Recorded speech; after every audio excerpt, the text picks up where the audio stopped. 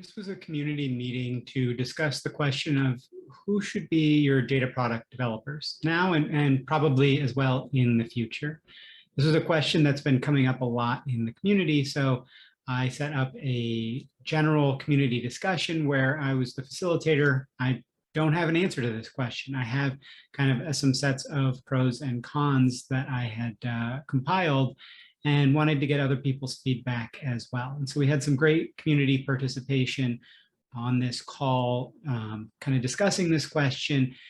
I do want to make clear that anybody who did speak on the call, that this was exclusively their own opinion. They were not actually on there representing anyone or any organization in and of itself. So want to make sure that that is clear as well. So the three different types of data product developer kind of approaches that I'm seeing that have come out are, number one, embedding data engineers or analytics engineers to be the data product developers into the domain. Number two would be that there's more of an enablement team, a team that comes in and helps people to, or helps the domains to initially create their data products, get things out there and rolling, but that it's not necessarily that they're there for that long. It's more about kind of getting the ball rolling and getting people used to the idea of sharing that information and creating kind of more complex data products. The third model that I'm seeing a lot more in a lot more places, partially because it's difficult to hire in and get the budget for embedded data engineers or analytics engineers, is that the developers or the software engineers themselves within the domains are the ones that are developing the data products. So I don't have an answer for who should be this. There's a lot of pros and cons. As I said, there's a link to the post that I had made in the Slack that you can look at, as well as kind of what sparked this discussion. But I really appreciate all of the perspectives from the community, and I think you'll learn a lot from those folks. And I just tried to, as the conversation was going along, sum up what people were saying and how that's kind of intersected with what I've heard from other people as well prior to this call. So hopefully this is useful for you. If you want to follow any of the people that spoke, you can find links to their LinkedIn in the notes below, as well as a link to join our community Slack and Meetup groups and things like that. So with that, I'm going to go ahead and shut up and jump to the actual community discussion itself. Thanks. So I am recording this and we'll look to post the video, but it'll only be the speaker view. So if somebody doesn't unmute and doesn't speak, then you won't have your name or anything recorded about you that would be put out for anybody else. But there are a lot of people who can't join that would be that had wanted to participate or at least listen in. So I wanted to make sure that people who aren't on the exact perfect time frame that or time zone that they can participate as well or get the learnings from stuff. But so I think we've got a decent amount of people. Is there anybody outside of Brian who's going to be brave enough to unmute just so? Well, I'm going to mute.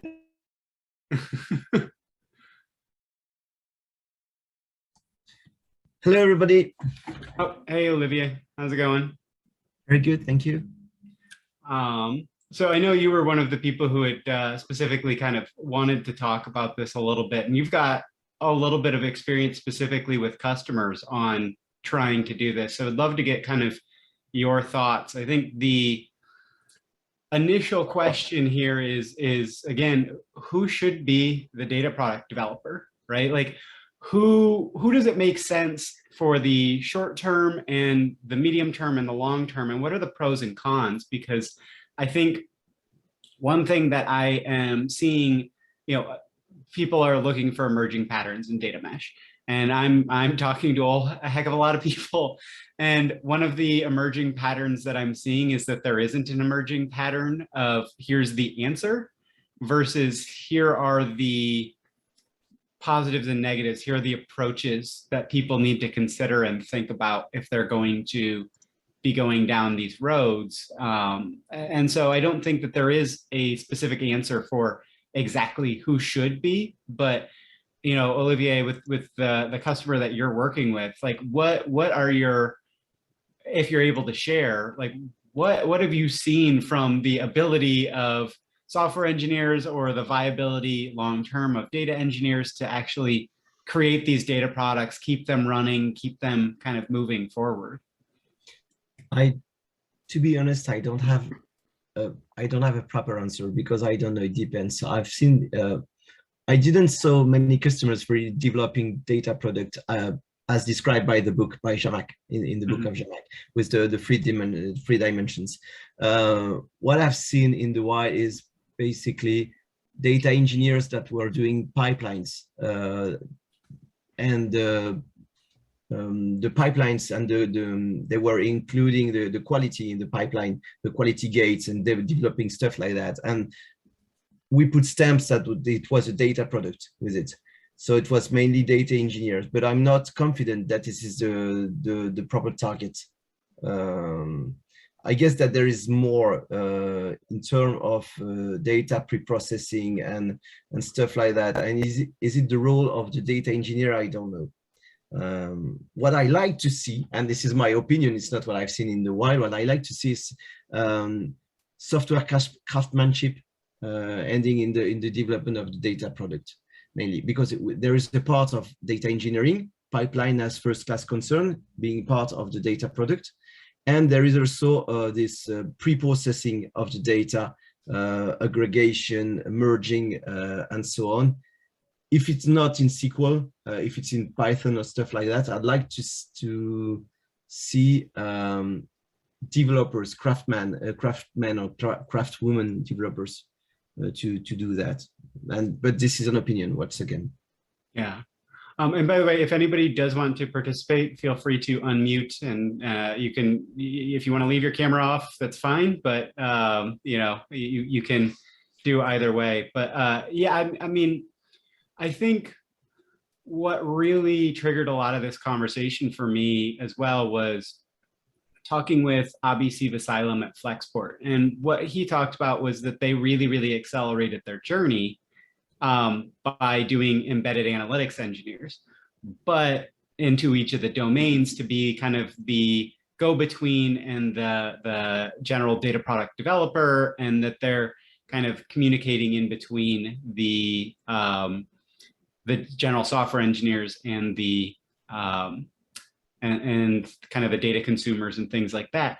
But to me, that creates the risk of a single point of failure, right? That you've got one person who's really the knowledgeable person in that team, and unless they're specifically tasked with also teaching everybody else how to actually build these data products, you end up with a situation of kind of decentralizing the central monolith, but it's not actually that useful or that valuable because of exactly those same challenges. So I think, Brian, did you have some, I mean, you've been working with people. I 100% agree with that. That's exactly the situation that I found myself in at Raytheon, where, I parachuted into this quality team.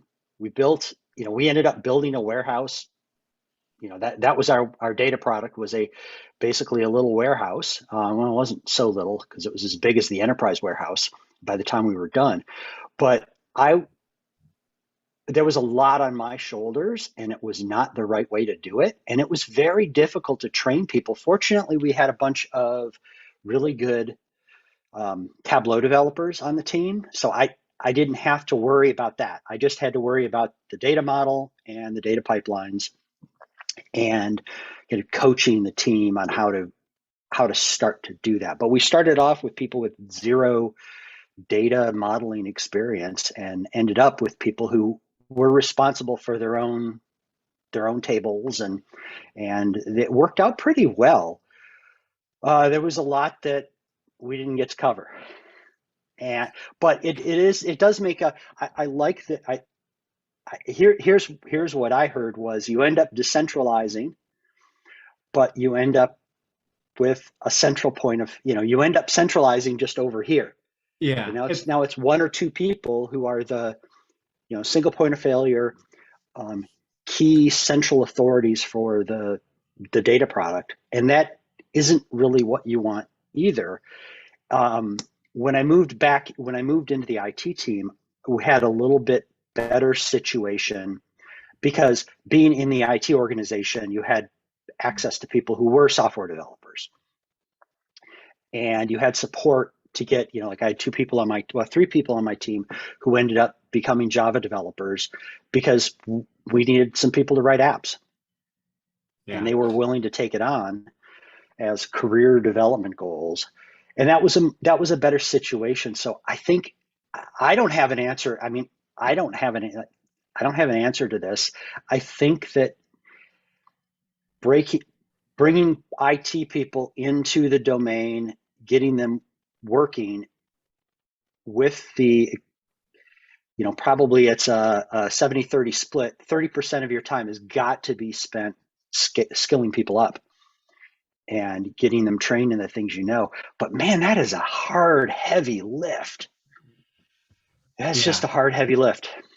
Yeah, well, and I think you said one thing, and I wanted to dig into it a little bit, which was you said that that you didn't get out everything that you wanted, right? Like that maybe they weren't sharing the full amount of data, and that complications of, okay, we want all of this data from the domain, but if we try and put that onto the software engineer's plate, are they capable of doing that? Like, how do we skill those engineers up, and how long does that take? Because people are like, I want my data now. Okay, we're doing data mesh. Like, look, that means we're going to have all of our data available in 3 months. It's like, oh, my sweet summer child.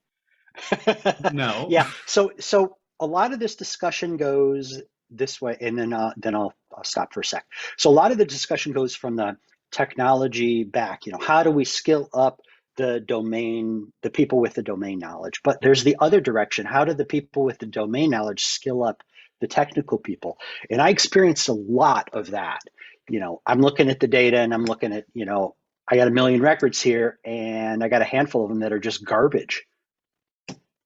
And I've got to go to people who, I have to go to the person who really has been on the plant floor and say, what's going on with these? And, and I've told this story, I think I've told this story when we talked, it's like, oh, okay, here's what happens. This process does this, we kick it out, we spin it back around.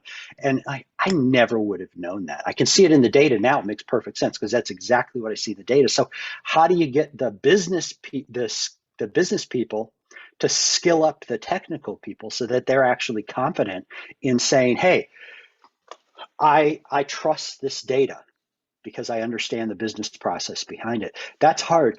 And I don't know how to do it other than getting the technical and the business people working on the same team. And you've got to, if you're coming from the technical side, how do you find the business people and get them meshed in?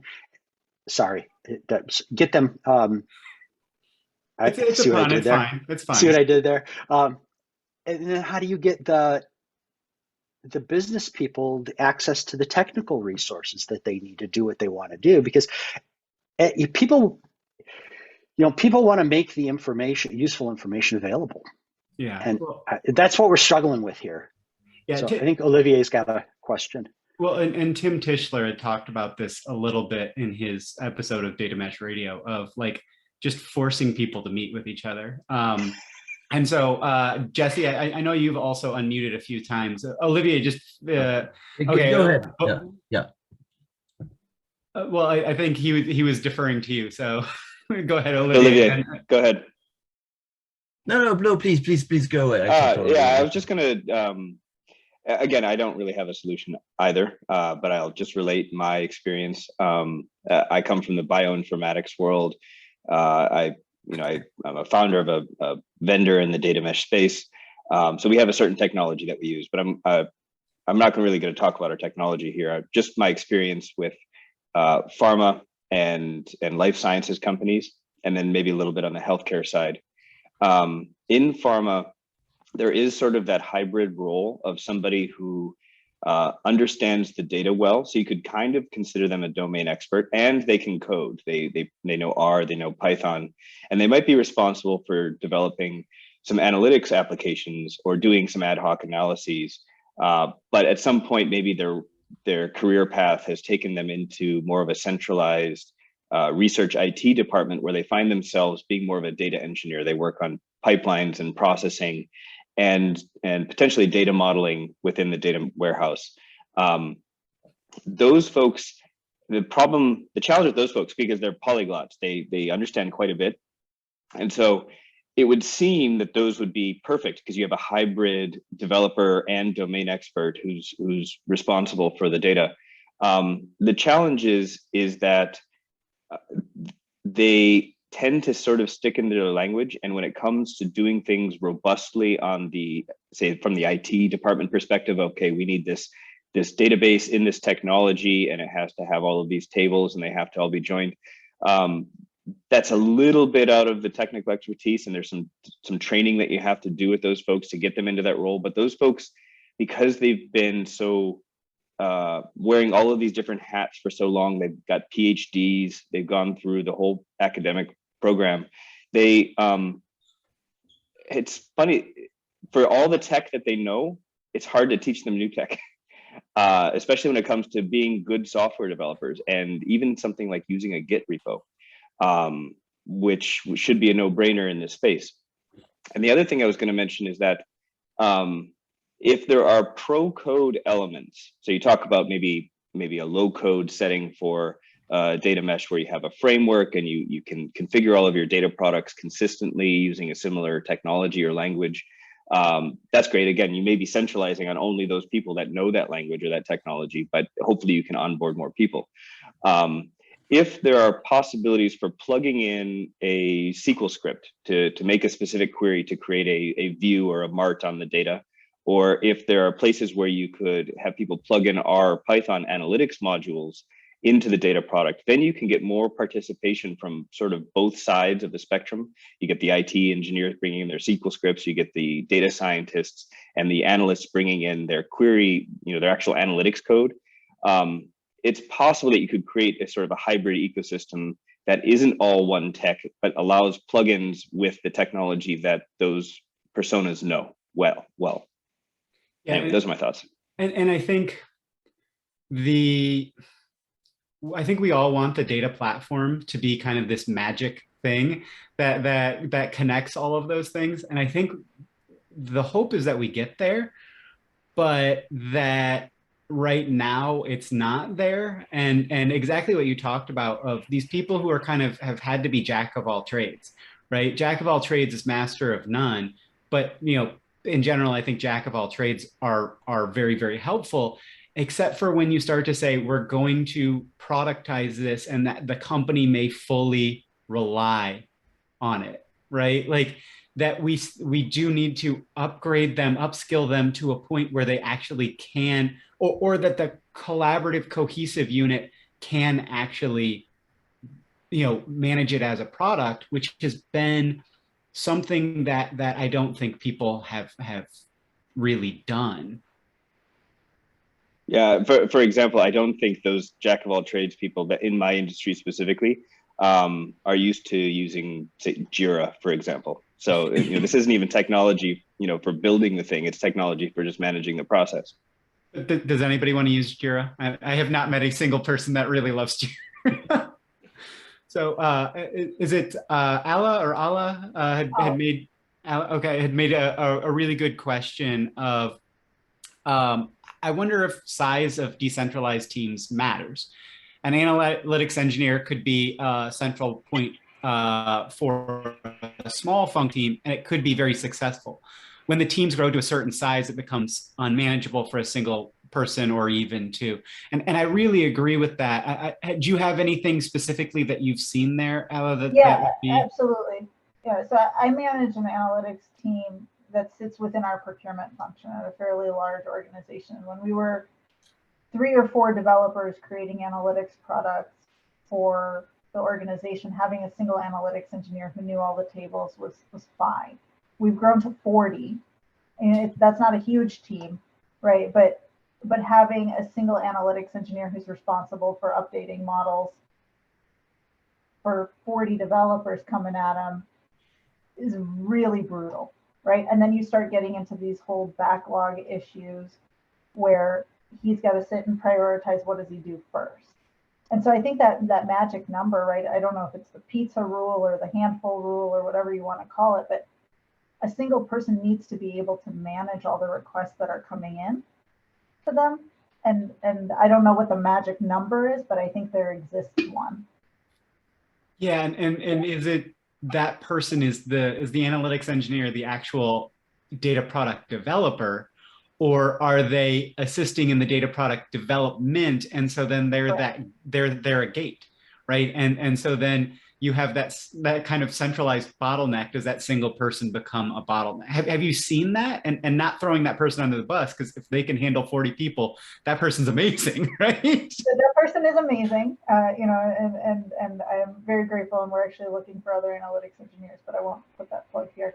But absolutely, you know, that becomes a bottleneck. We've got data product owners that sit and really do the product management. We've got developers that are building the things, and then we've got the analytics engineer right now, just one, who's prioritizing everything. And yes, he still has a beautiful attitude. Sorry, Jesse had asked in the chat if do they keep a positive attitude after all the requests, and that does also become that, like you said, of you know, when Abhi had talked about what they do at Flexport, they have like a data review, but if you have that one person that has all of that knowledge in their head, right, they're a single point of failure, especially if they were to leave, right? I don't want to put that in your head.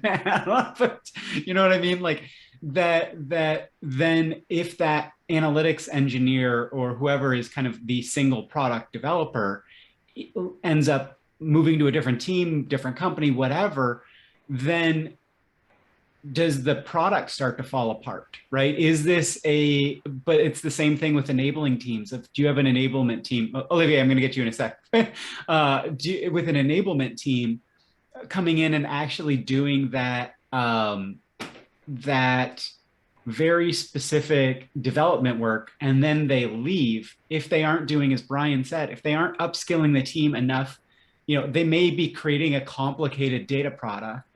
And if they aren't upskilling the team enough to actually handle that, you know, how long are they sticking in that team to enable them to create that?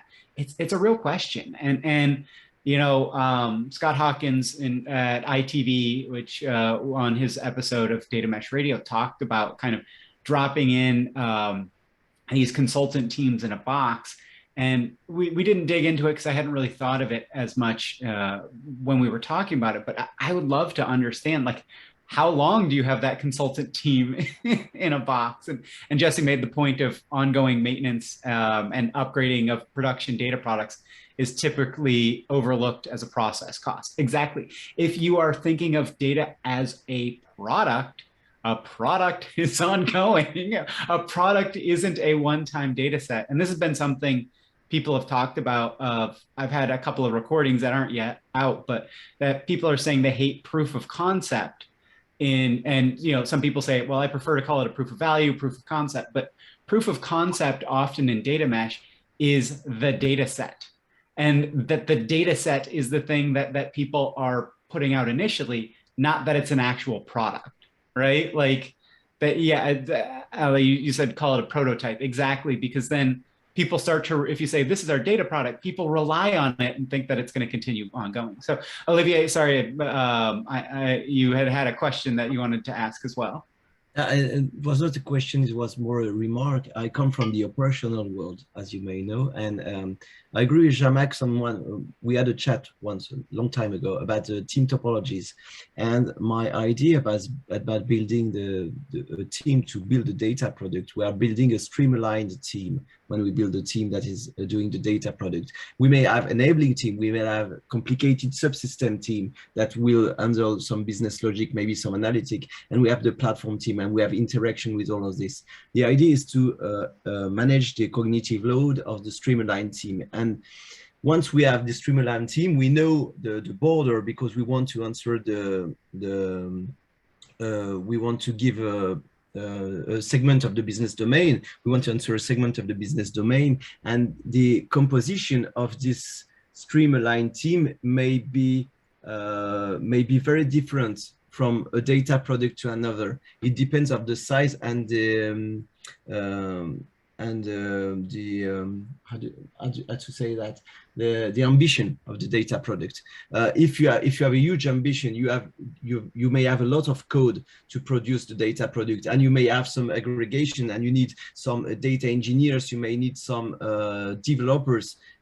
If it's a small data product, maybe a couple of data engineering can do the trick. Regarding the data quality, it depends on the people, but most important, it's this notion of streamlined team that we need to consider, and we compose the team to be a streamlined team. We don't put complicated subsystem within this team. We set them apart. If we need some proper business logic, and we use the port and adapters mechanism to do that, and the team streamlined is responsible of the business logic, then we may have data engineers that are responsible of the ports and adapters, which is a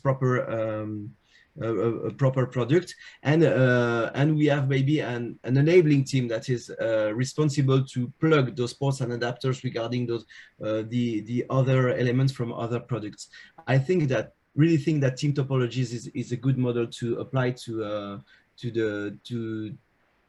data mesh, to build a streamlined team. That was a remark. Yeah, well, and I think that something that you said in there is also very important, is what are your ambitions for your initial data products? Because if you have very, very strong ambitions, so Max Schulze at Zalando had talked about this on his episode, of that they started off with kind of lower ambitions for their data products, and it was about building that muscle of sharing. And that once they got to a place where a domain really had complex data products, then they started to hire in data engineers, because that was when there was a need. And so what I'm finding is a lot of the people who are very successful, or feeling that they're successful with their data mesh journey, is that the early focus is a lot more on finding reuse. There's an emerging pattern of people even saying within 6 months, we're literally going to decommission and throw out our first 3 to 5 data products, because we will have learned so much more about doing things so much better that we're okay throwing that out. Like, yeah. So, Bjorn, sorry if I mispronounced that. No, that's good. Let me try a little. We're just really starting this journey at Resilience. We're in pharma, and I have, some opinions going into this, and based on a few things that we have done so far, not really backed by data, and maybe you guys can throw rocks at them. So, when the way that we think about data products is as an interface to a source domain, right? You have a complicated source domain. You want to put out the data product that exposes some data that is designed for the need of some consuming teams that have their own domains. So ideally, I would like the data product owner and the team that develops it to really be situated in that source domain, because they understand the data, they understand the business processes behind it, they can make calls about what to expose and so on. At least in the beginning, we haven't gotten any uptake on that. They'll see, oh yeah, we'll just make you admin, you can get whatever you want. Okay, well, that's not really what we wanted, right? One thing that we did do in the beginning, even though we knew we didn't want the central team, right? We didn't want to repeat, like, this is the data warehouse team and they're responsible for ETL of everything, even though they don't understand where it comes from or where it's going. But we knew in the beginning we would need to have the people who understood the tech and sort of the idea to do it. And we learned very fast that they can go and learn about the source data, but it's easy for them to lose touch with what the consumer actually wants, build the wrong thing, spend too long doing it, and so on. So our next tack on this now is to actually have the consuming team jump into that role of building the data product, because they're the ones who want the data. They're the ones who are motivated to do something. They're already spending time understanding part of the source domain, interacting with the data owners and figuring that out, and try to have them take on this initial job of designing a data product. Like, there is a product manager involved and so on. And then I guess time will show how that goes. Are we able to hand that off, that ownership role, to someone in the source domain?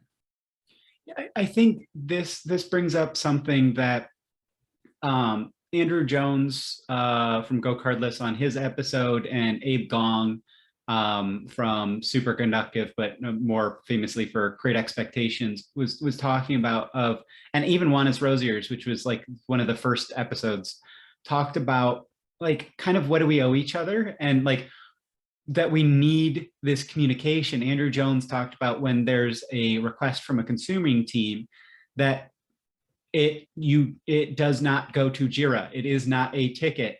It creates a meeting. It goes, well, when do you want to schedule your meeting to discuss this? Because that back and forth is so important. Like what Juanis Rosier's talked about was that if you're a consumer and you're not happy with what is being produced, you need to share with the consumer or the producer, instead of doing the work after the fact and doing a bunch of transformation work and things like that, because that transformation work might have strong reuse within the company. And so you're creating value, but you're kind of hoarding it to yourself, even though that's just the way that you've had to do it in the past. So I think a lot of what you said there, and Abe Gong talked about with Great Expectations, like literally consumers can set expectations, but the way most consumers do it is they have implicit expectations, and switching implicit to explicit is such an important, like, actual concept to think about, of like, what do you actually expect? And Emily Gorsinski's episode just came out this week about SLAs and SLOs, and she was talking about like, you really need to actually have these conversations. And somebody says, I want it in real time. Like, I want it in real time. What does actual real time mean? Like, what does that mean? So did you have anything more you wanted to add there? Or there are a couple of questions in the chat that I wanted to talk about. So Hossam had said, I thought the data mesh purpose is to decentralize the data engineering responsibilities to only taking care of core data platform. Each business team should have someone who has business specific data engineering to cater to specific requirements of each business product.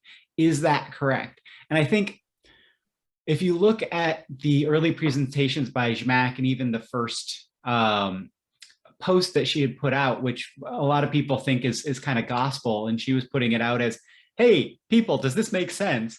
She was thinking that you take data engineers and you embed them into the domain. Now, she has a little bit of the challenge, in my view, of being too good of an engineer. And so she believes that everybody can be a generalist and you can have like really high quality everything. I've talked with Paco Nathan. He has the same thing. And Paco is like this world famous engineer who's been doing AI since like 1980, right? Like his PhD in the 80s was on AI. So I think it's a real question. We don't know. We haven't seen how complex data products can get when it's on the software engineering team. How soon do we, how much can we level up those data engineers, and what are the frameworks? Right now, we don't have tooling and frameworks for people to actually do this appropriately, right? We don't have it so that the developers can actually do that. So I don't know the answer of, is there one specific way that we should do this? I think in an ideal world, all the software engineers can manage all the data products, except for maybe some super complex ones. But when I'm talking to teams that are having the software engineers do that, their data products are a table or a view. They're very rarely a full data set. And so the complexity of what you're sharing isn't that high. So then do you have that kind of proliferation of Monzo Bank talked about this, where they've got 4,500 tables in production, or 4,500 data assets in production. Imagine trying to think of all of those as first-class concerns. Like, no, please don't do that unless, they're like a 1,500 person company, right? There are 3 data assets in production per person in the company. To me, that's not sustainable. So but I don't have the answer here. So, and I just saw Eric joined as well, but there are a couple more questions in the chat, Donald had posted a couple of things, which was, I'm having issues with the domain teams stepping up to be data product owners. Yes, this is a big thing of that the domain teams often don't want to do this. And so how do we buy them in? How do we actually get them comfortable that they can do this? Unless the customer is requesting the feature, in this case, the data product, is a lower priority. It is a squeaky wheel gets the grease issue. I'm still trying to fix the mindset at the product management culture level. But with this being said, I think the domain teams need to own the data products. I have a team of 20 plus analytics engineers that cannot keep up. And I do think that again, Donald, what you're talking about is that the consumers owe it to the producers to tell them what they want, and not in a requests manner, right? But what we have to do for the domain teams, this is something Scott Hawkins really talked about a lot in his episode, is that the domain teams, that we give them enough space to actually do this, that we give them we rework their KPIs and their OKRs and everything, so that the domain teams actually can take this on. And then we give them the information. A lot of people, what I'm seeing is some teams are starting with domain teams, just share your data. And we're not seeing a lot of consumption, right? There are some organizations like NAV, they talked about this on their 2 different episodes that they've done, that the consumers aren't really pounding the table and saying, give us data, but that the domain teams are just kind of sharing, but they're not really seeing the consumption up front.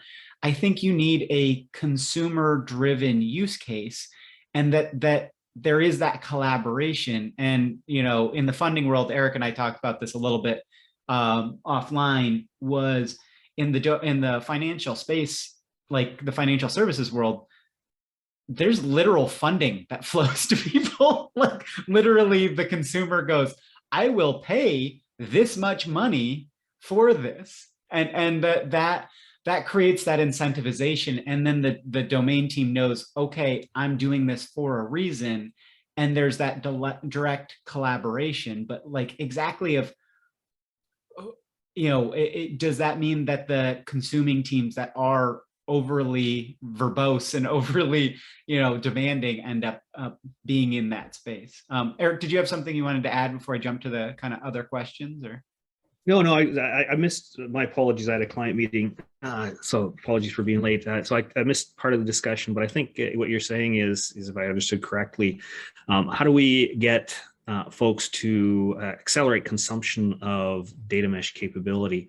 And I think there's, my experience has been, you want to kind of avoid the steady state areas, mostly because, change is the thing that drives behavior. So for example, if most of my clients where we actually have had a lot of success with data meshes, where there's been a business imperative, they want to go into a particular market and they're willing to spend some money to drive revenue. And once that money, once the business case, if you will, has been defined, there's a lot of stuff that happens immediately thereafter, including, where does the data reside? Can I put a boundary around it? Can I now assign an owner to it? And can I actually make that data accessible in a fashion for this particular business need? But if you do it well, you do you use standards or whatever the case may be, you do it well, and all of a sudden what you have is a data product that can be accessed, not just for this particular initiative, but broadly speaking.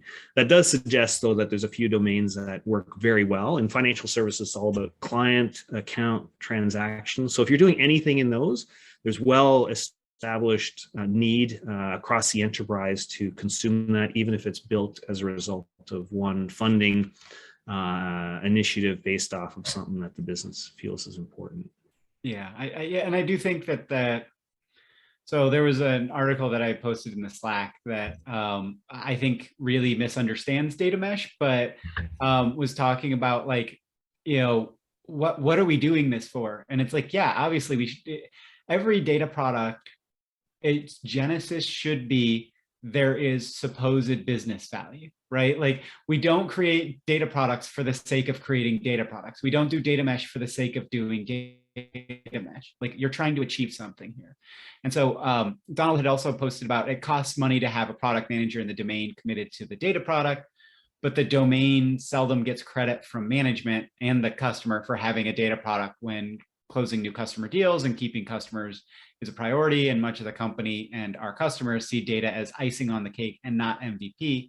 It's starting to change and customers are demanding access to their data to populate their own data lakes. But like, I think a lot of this is that if you don't have that C-level buy-in, if you don't have that thing where this is going to be like rewarded and seen as positive, you don't have the impetus to do data mesh. And it's okay that you don't have it right now. People want to do it because they see that, like, what could we do? What more could we do with data mesh? But if you don't have that buy-in that this is important, that this is valuable to your organization, then you don't have the ability to realign people's KPIs, right? If you don't go in and say that this domain is going to be rewarded for doing this in the right way, then why would that domain do it? And I fully agree with that. Like, if you don't incentivize people in a proper way, you're gonna struggle, right? And sorry, Bjorn, you had something to add there as well. I mean, a lot of the motivation, at least for me, is to avoid future pain and calcification that I know is coming, right? I mean, if you just want the data to do something now, the fastest way is to reach into the source system and you'll have some meeting and you'll figure out what to grab and how to process it and what to do with it, and you can go live. But it's, you know, what happens 6 months from now and 18 months from now when you can't change the source system because you have these consumers that have certain expectations and nobody knows what they are and business rules are being duplicated. And you can bring that up to people. That becomes just another, oh yeah, we need more rigor in our IT. Okay, you guys do it with your budget, right? It's an IT concern. You guys figure it out. Yeah, well, and we need consumers to understand that things are going to change, right? Like if we don't have that, is that like, that's the big thing that I think is the other aspect, is that if data consumers don't understand that what information they're going to consume and in what way will change. That's what a product does. You know, some people don't like the new version. They don't like the new version of XYZ. You know, oh, I hate the new, you know, UI for Twitter or Facebook or whatever. Yeah, but like, we have to be able to share what's going on in the real world rather than we're gonna kind of lock in on exactly like what you said, that calcification of the world is changing. We can't lock into what we're doing. So both Brian and Eric had unmuted, so I wanted to give them space as well to. Yeah, Go ahead, Eric. I guess a quick comment. One of the things, and this will lead to a question, by the way, but operational systems by their nature, as I think Bjorn, you mentioned, is it's sometimes easier to get data from them. Mostly, in my experience, is because it's actually very well documented. Mostly because it's been around for a long time. What happens though is as it moves through these various different data pipelines into the analytic world, you lose that fidelity of documentation. People can't figure out, you know, how it was derived, where it came from. The lineage becomes a challenge, but simplistically, you lose the basic set of documentation, which makes it very hard to actually understand. So I think that's kind of problem number one, is if you want to have data products in the analytic world, you have to spend a lot of time on what I characterize as the developer and the data engineer experience, which really boils down to outstanding documentation. The second point I would raise, but I would actually ask the group here as a question, is my challenge when I look at the analytics space is like most of you folks, we have, you know, big, huge data warehouses, data lakes, data lake houses, all sorts of stuff. The challenge we have is one client mentioned to me is, you know, a data lake is where everything goes in and I can't find anything after that. So that's a symptom of obviously a problem with my client, I suppose. But what it does suggest, though, is two things. One is, again, the documentation, but what I found, and this is where the question comes in. We have these humongous data sources, whether we call them data lakes, data lake houses, data warehouses, whatever the case may be. How do you put a boundary around something that is almost by its very nature amalgamated around and structured, in some cases anyway, for you know, relational, it's structured in a way that it makes it hard to draw a boundary around it because everything's linked. So if you can't draw a boundary around it, it's very hard to assign an owner, which means if you haven't got an owner, then who's responsible for making that data self-serve? So it's that circular argument that where you can't find consumers because nobody can actually create the access pattern because nobody understands the domain well enough to assign an owner. How do you folks overcome that? Because that's the biggest challenge I find. I think to a certain degree, it comes back to the original point of this discussion here. So welcome feedback on that. I have not figured out the answer to that one. I've got it. I think, let's see, keep down to 2 comments. First, Eric, you're absolutely right about the documentation. That's one of the things that you've got to figure out. One of the things that I've been spending a lot of time working on is how do you automatically document things? You know, so it's part of your, you know, when you go to build, you go to build the product, the documentation's got to spit out at the end with very little human intervention. And I found that's really been helpful to be able to see, hey, my pipeline doesn't look right. That was a big revelation to me, is that I can look at a pipeline that gets spit out automatically and go, this doesn't look pretty. This pipeline's wrong. And inevitably it is wrong. And the right pipelines look pretty, just as an example. But you have to get that that automated documentation going as quickly as possible, because it is important and nobody has time to do that, the extensive documentation. So that's my first point. So I totally agree with that. The second point is, we've got a lot of investment and inertia, we've got a lot of financial inertia baked into, the data lakes and the data, enterprise data warehouse. And a lot of what we're struggling with is we're trying to break that model, or we're trying to be, on one hand, we're trying to break the model. We're trying to break up, we're trying to, break up that analytic monolith, which is organizationally, financially very difficult to do. If we try to work within it, you've got the problem that you were describing, which is how do I draw these domains? You've got all this data in here, and even if it's great, even if it's really well done, it's difficult to break that up. But these are problems we've always had. I mean, you look at it. I guarantee you look at any enterprise data warehouse, you're going to see, when you ask for the data models, you're not going to see one big, room-sized data model with 4,000 tables. You're not going to see that. What you're going to see is here's sales part of the model. Here's the metrics part of the model. Here's the manufacturing part of the model. And, we're not doing anything new here. I mean, we've always struggled with this because Brian, you just can't handle the cognitive load. Yeah, Brian, one of the things we found, because exactly what you mentioned, exactly the same problem we're having, what we found is, and I don't know if this is necessarily a good thing, but it's a very practical thing, is we actually use the data lake, data warehouse, data lake houses as almost books of reference. We actually take the data out and we put it into purpose-built data products that are much more smaller, manageable, and we understand how to get and move the data and keep it in sync, if you will. But that seems to be the solution. So create new data products. I agree. Yeah, I agree. But it's difficult. I've run into a lot of resistance doing that because, we have a perfectly good data where fortunately I saw when that was one of the things I struggled with when I moved into IT at Raytheon was they had a Hadoop data lake that they couldn't figure out how to use, but they had what on paper seemed like a perfectly good data warehouse.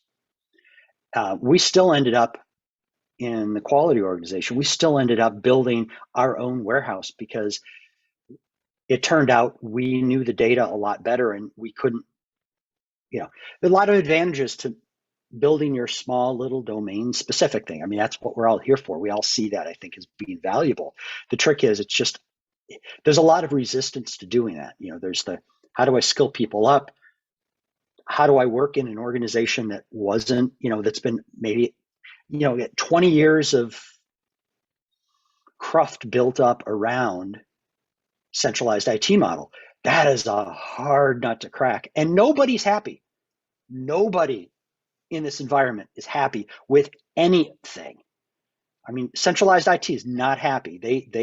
They understand that they can't meet the needs of people. They understand that their data is garbage and that nobody understands what's there. Just like people out in in the domains, in the business know, we don't have what we need. So we've been dealing with this problem for decades. Eric, on your point, so when data mesh really first started to come out and people were like, well, I've got all this data in my data lake and you're telling me, I need to do all these different things, but like, what should I do with this data that I've accumulated that I have no idea what it is? They didn't say this, but really they have no idea what it is. They have no idea of the quality. The cost of storing it is not that high, but the cost of cleaning it up to actually use it would be insanely high and the value, Jarkko Moilanen on the podcast had mentioned we'd started to kind of come up with this concept of a data value half-life of how quickly does your data lose half of its value. And if it's like somebody's address, that takes forever, right? Like that's not something that really loses the value very quickly. But if it's like, something where you're trying to do a recommendation for them pretty quickly, right? And so, but like that, have you found that when you can't draw your boundaries around this, you have to go for intentionality around, let's create these new data products. Are people still going, I really, really need the data that we've stored just because we need the data that we've stored? Or have you seen people actually go back and go, okay, we are going to clean this up? And like, have you found that they're really struggling with the concept of throwing data out simply because they're throwing data out? Or have you found a lot of value in that data that they wouldn't be throwing out?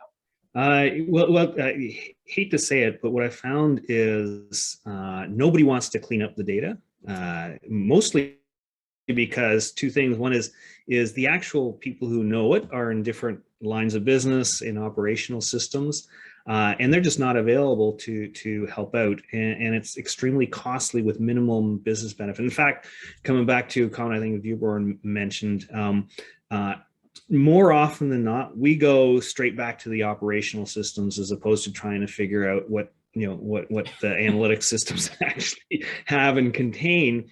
And again, that's a function of like some of these data warehouses, to be honest, have been around for a long time. So it's not surprising that they become obfuscated a little bit, but there's next to zero tolerance for cleaning it up. Mostly because, like, I think it's really Conway's law is if you have an amorphous blob with a whole bunch of stuff with no owner, you're not going to get very far. You need to move. I found more often than not is when you go closer to the operational systems where the folks know it and create new products. In other words, the pathway between the operational system and your data product is minimized. That's where you actually have the greatest success. And that usually means bypassing the data lake, data warehouse, which is great. Like in an aggregated level, it works reasonably well for things that are tolerant of obfuscation, like AI machine learning to a certain degree doesn't need actual specificity all the time, but you can still do pretty good AI machine learning in aggregate data. So there's a slightly different depending on the need, you may have slightly different outcomes than I do, but that's how we tend to actually go. Yeah.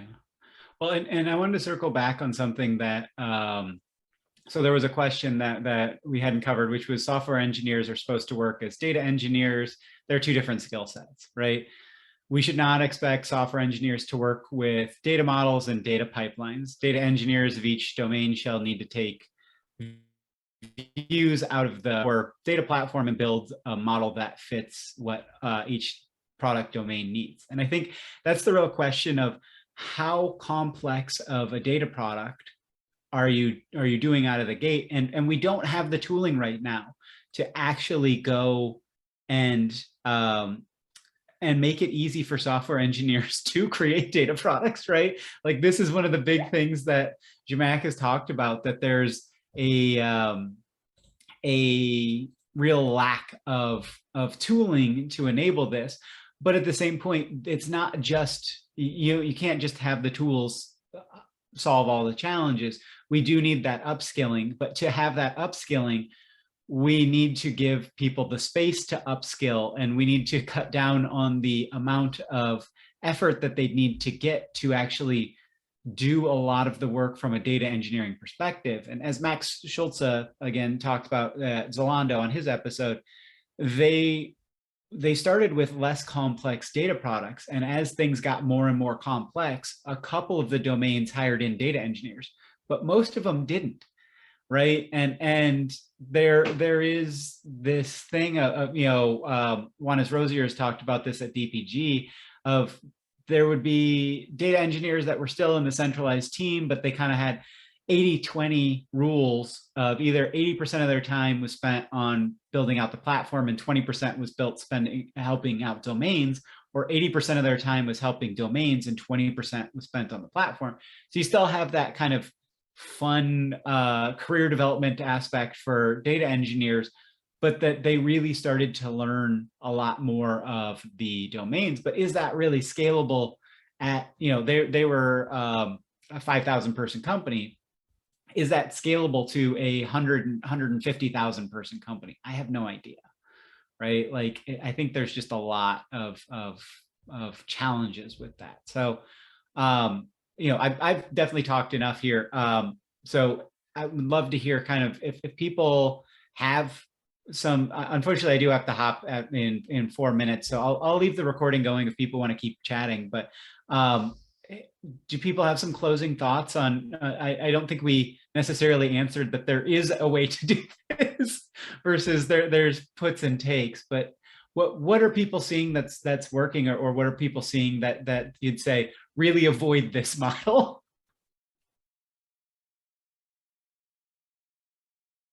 Eric, did you want to start? No, I've talked quite enough, and I think the key points I've highlighted. I just have one comment, Scott. I came in late, but I love this session. I don't know with other folks, but I don't know if you are interested in hosting a weekly 1 hour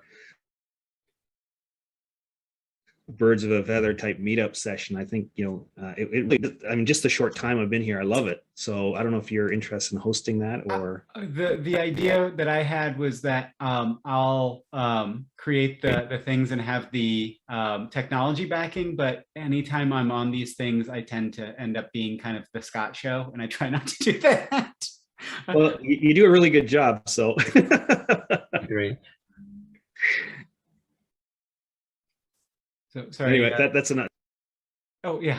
Did anybody else have anything they wanted to add as kind of closing comments, or? Just said I kind of agree with what Eric said about being able building a data product is more easy in the operational world close to the source. I guess that's more easy because we know how to do documentation, and we have the proper not proper is not the term, the software developers very close, and we can get their experience to build the data products within the same domain. So I agree, this is a good starting point to start to remove those data from the data lake and change the process to get, okay, we don't flow the data anymore. You go pick up the data. We serve the data from the product, and I think it's a good idea to start with the source line domain. That was just my 2 cents. Yeah, I think the one challenge that I have seen around documentation is often the documentation ends up overly technical, and that it's about what the data, as in the zeros and the ones, that is shared. And so we do have to make sure that there's some user experience around what is the information shared. And I think Adavinta had a really good model around, they have sample notebooks, right? So there's the documentation, but then there's a sample notebooks, or there's a video of somebody walking through their data product and going, and here's why we shared this in this way, and here's what we're thinking about this. So you could use it for this and this and this, and then it becomes kind of an interesting information sharing type avenue, instead of just like, read this, RTFM. The manual is often overly technical. So if we're trying to really democratize access to information so people can inform their decisions, it's a difficult topic that I have not seen anybody really tackle well. Scott, if I can follow, just a quick note in the last 2 seconds. ThoughtWorks had something on their quadrant recently, in their last one on this idea of document quadrants, and that's the way that the Django documentation is arranged. That you have these 4 classes of documentation based on what you want to what you're trying to share. Tutorials, very basic. Here's the reference on the other extreme, reference documentation, and I think that's worth taking a look at. It was like, oh, there are lots of people doing documentation that way. I am not one of them. And that is a really good idea to think about that. But your point about, not being so technically focused is really, really important. And I think there's a place to fit that into that framework. So I'll put a link to it here. Yeah, and I'll drop that for the recording that gets uploaded. And Olivia just mentioned it's tutorial, how to, explanation, and reference. And so it's documentation.divio.com. If people, they've got a good explanation. They're just one of the organizations that's doing this. Yeah, I fully agree. I love this idea of documentation. Okay. Yeah. Well, so I think that's a great place to wrap up on. And thank you, everybody, for joining. Again, sorry for anybody who wanted to jump on and have an answer. There is not an answer that has emerged just yet as to who should do this, but there are a lot of good puts and takes. So, and thank you, everybody, for participating. Yeah. Hey, Scott, before you go, I know you're doing a lot of work for the community. So maybe if we can touch base later, I would love to host one of these meetups to take some of the workload off you. I just found it tremendously useful. And if there's interest, if I could work with you to figure out how you work your magic, and maybe we can get I can help out with that in that regard. Yeah, and I want more people to emerge and have these, and that the conversations can happen outside of just me being there, right? Like I want everybody else to. You got to. I can be the information bottleneck right now, and we need to decentralize me. We need to decentralize a lot of the work I do. So. Well, thanks, everybody. Really enjoyed this. And if I can be helpful, just ping me. I'm happy to work with everybody on different things. So thanks. Thanks. Have a nice weekend. Bye.